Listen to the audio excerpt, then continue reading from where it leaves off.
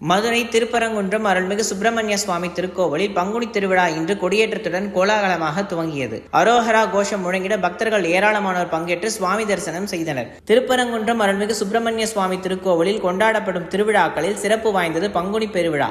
ஆண்டுதோறும் 15 நாட்கள் நடைபெறுவது வழக்கம். அந்த வகையில் இந்த ஆண்டிற்கான திருவிழா கொடியேற்றத்துடன் துவங்கி 15 நாட்கள் கோலாகலமாக நடைபெறவிருக்கின்றது.